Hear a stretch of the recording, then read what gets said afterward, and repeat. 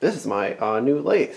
It's based on Matthias Wandel's lathe, but I've made some modifications to it. So I've added a bed on front and put a track in it so I can put this router jig on here, and then it's a router lathe now.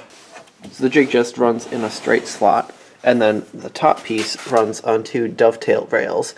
And originally, when I first made this, I didn't even think about having a threaded rod to push it back and forth, but there was just too much friction. Even with like applying a bit of oil, it still jammed up, so I added a threaded rod to move it back and forth. And the reason for having the gear system is because when you turn the knob clockwise, you intuitively think it's going to move the router into the workpiece.